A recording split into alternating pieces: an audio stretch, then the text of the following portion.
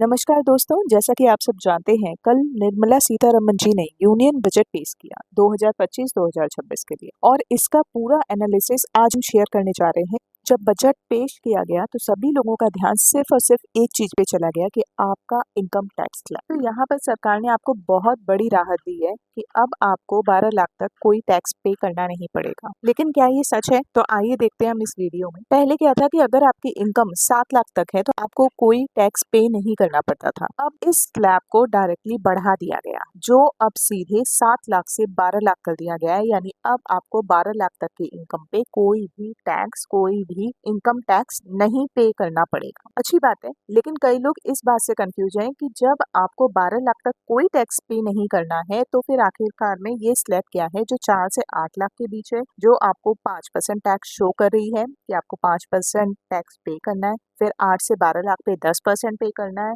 और 12 लाख तक की आपको पूरी छूट भी मिली है। तो इसको आज हम डीपली समझेंगे, सारी डिटेल्स के साथ समझेंगे, कैलकुलेटर के साथ समझेंगे कि किस तरह कैलकुलेट करी जाएगी। बहुत ही सरल लैंग्वेज में आपको मैं अच्छे से समझाऊंगी, कोई भी डाउट नहीं बचेगा। चलिए आगे बढ़ते हैं, लेकिन उससे पहले आप सबको मैं बता दूं, आप में से जो भी मेरे चैनल पे नए हैं वो मेरे चैनल को सब्सक्राइब जरूर करें और वीडियो को शेयर लाइक जरूर करें और बेल आइकन को भी प्रेस करें, जिससे आपको फ्यूचर वीडियोस की नोटिफिकेशन मिलती रहे। कल फाइनेंस मिनिस्टर ने एक बड़ा अनाउंसमेंट कर दिया है कि जितने भी लोगों की इनकम 12 लाख तक है, ध्यान रखिएगा ये एनुअल की बात हो रही है, यानी 12 लाख रुपए सालाना। कई क्वेश्चन मेरे पास आए थे कि ये 12 लाख रुपए मंथली है, नहीं, 12 लाख रुपए ईयरली। तो हम एनुअल की बात कर रहे हैं। साल में अगर आपकी इनकम टोटल 12 लाख तक है तब तो आपको कोई भी टैक्स पे नहीं करना पड़ेगा। वो कैलकुलेशन मैं आपको बताऊंगी, आगे कैलकुलेट करके दिखाऊंगी। जैसे कि एक नया वर्ड भी आप सुन रहे होंगे, रिबेट, स्टैंडर्ड डिडक्शन के बारे में भी आप सुन रहे होंगे। डोंट वरी, मैं आपको बताऊंगी। लेकिन यहाँ पर इम्पोर्टेंट चीज ये है कि सरकार का ये कहना है कि हम चाहते हैं यहाँ पर बहुत सारा जो डिस्पोजेबल इनकम है, जो पैसा लोगों के हाथों में बचे, इससे लोग थोड़ा सा खर्चा करें, डिमांड करें, जिससे कंजम्पशन बढ़ेगा इकोनॉमी के अंदर, और जब कंजम्पशन बढ़ेगा तो हमारी जीडीपी ऑटोमेटिकली ग्रो करेगी। लेकिन पहला क्वेश्चन जब ये आता है, जब निर्मला जी ने ये बोला कि 12 लाख तक की कोई इनकम टैक्स स्लैब नहीं है, तो फिर ये टैक्स क्या है? मान लीजिए इन केस अगर आपकी इनकम 15 लाख है, तो कई लोग कंफ्यूज हो रहे हैं कि 12 लाख है तब तो चलो ठीक है, लेकिन 15 लाख है तो इसका मतलब क्या हुआ? जो डिफरेंस है 3 लाख, क्या हमें उस पे ही बस टैक्स पे करना है? नहीं, ऐसा नहीं है। अगर आपकी इनकम 12 लाख को क्रॉस करती है तब यहाँ पर पूरा खेल आ जाता है स्लैब का। ये जो स्लैब आपके सामने शो हो रही है, यहाँ पर 0 से 4 लाख तक 0% टैक्स मिलेगा आपको, और 4 से 8 लाख तक 5%।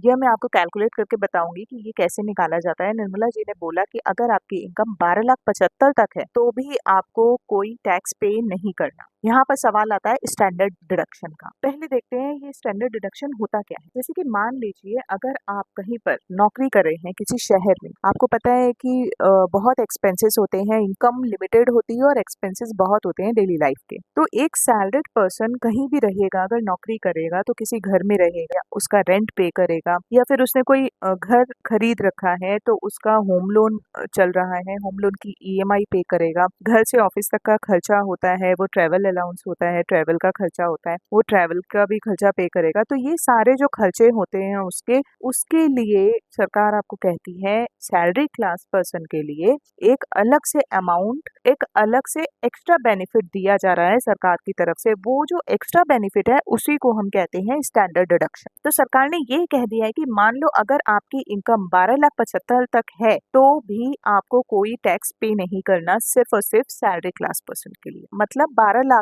तक तो चलो ठीक है, हम सबको पता है, लेकिन यहाँ पर सरकार आपको कह रही है 75,000 वाले इनकम तक को हम स्टैंडर्ड डिडक्शन दे रहे हैं, छूट दे रहे हैं।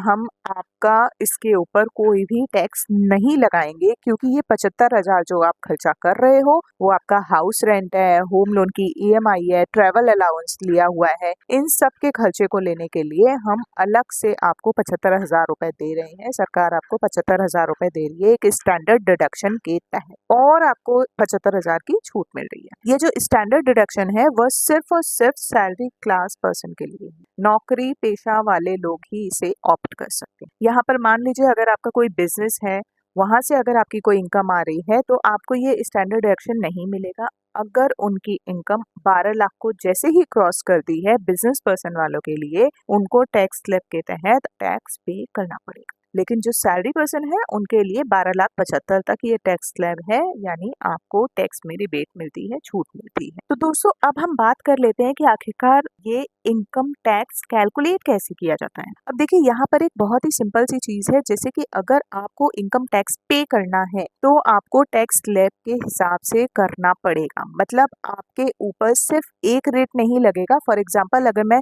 कहती हूँ, एक एग्जाम्पल ले लेते हैं कि आपकी इनकम 15 लाख है, तो 15 लाख के हिसाब से आप 12 से 16 लाख के स्लैब के बीच में आते हैं। तो क्या आपको 15 लाख के ऊपर यानी 15% टैक्स पे करना पड़ेगा? नहीं, ऐसा नहीं होता। ये प्रॉपर कैलकुलेट किया जाता है, इसकी प्रॉपर कैलकुलेशन होती है। अगर आप देखोगे तो इसमें आपको अच्छे से समझ में आ जाएगा बेसिकली क्या है। मान लीजिए हम कैलकुलेट कर रहे हैं 15 लाख वाले इनकम तक, तो इसमें क्या होता है, पहले 0 से 4 लाख रुपए तक का जो इनकम स्लैब है उस पे आपको कोई टैक्स पे नहीं करना पड़ा, 0% है, निल है। उसके बाद 4 से 8 लाख वाले इनकम पर 5% आपको पे करना पड़ता है। मतलब 4 से 8 लाख कितना हुआ, 4 लाख रुपए हुए, तो 4 लाख का 5% कितना हुआ, 20,000 रुपए। फिर उसके बाद 8 से 12 लाख पर जो स्लैब है वो है 10% का।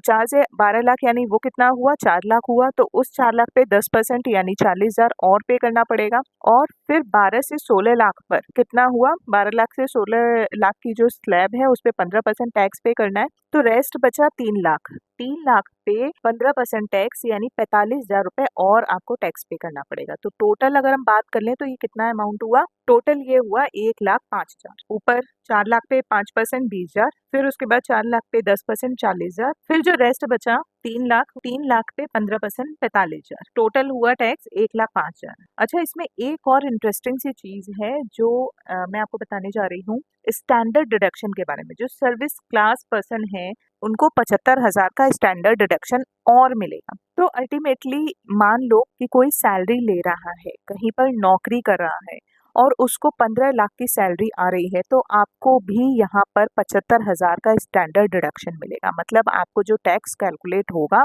वो होगा 14,25,000 पे, न कि 15 लाख। तो यानी 15 लाख की जो आपकी इनकम थी उसमें से 75,000 का आपको और डिडक्शन मिल गया, यानी आपकी जो अब टैक्स कैलकुलेशन होगी वो होगी 14,25,000 पर।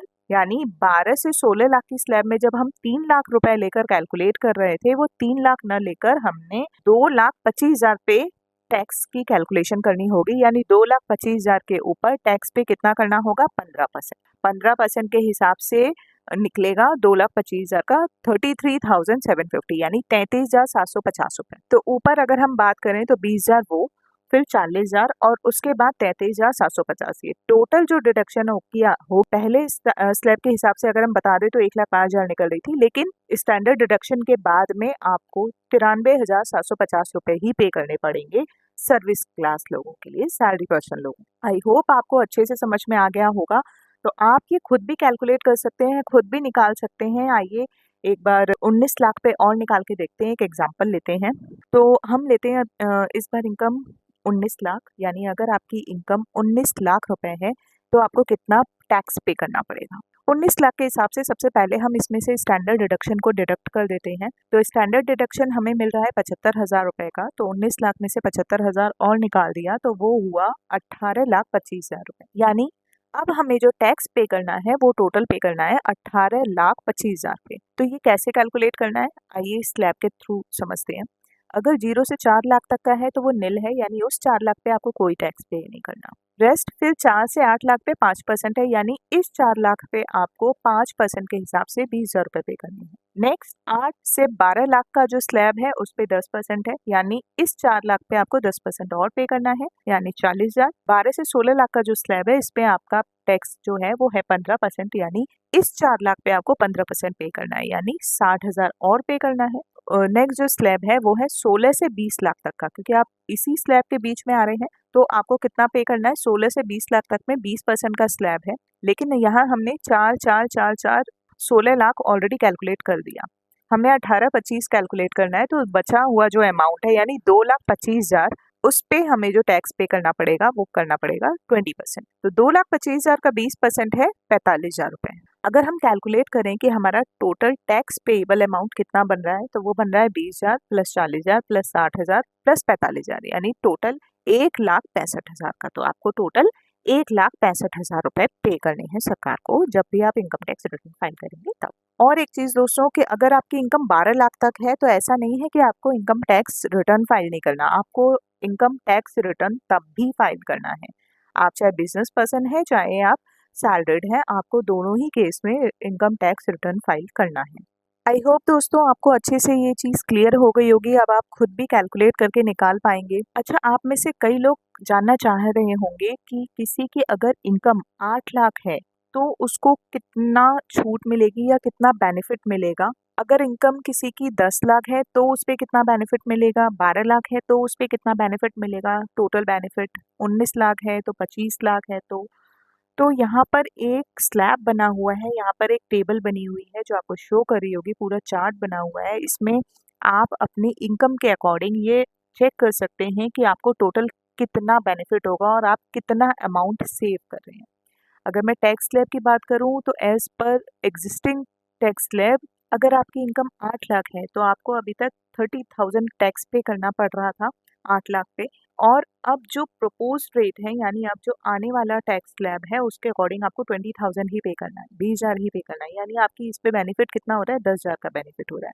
रिबेट भी आपको मिल रही है साथ साथ इस पे, जो गवर्नमेंट ने 75,000 तक मैक्सिमम करी है उस रिबेट के अकॉर्डिंग आपको 20,000 की रिबेट और मिल रही है। यानी अगर आपकी टोटल बेनिफिट की हम बात करें तो आपको 30,000 का टोटल बेनिफिट हो रहा है 8 लाख की इनकम। ऐसे ही अगर आपकी इनकम 10 लाख है तो आपको टोटल बेनिफिट हो रहा है 50,000 का।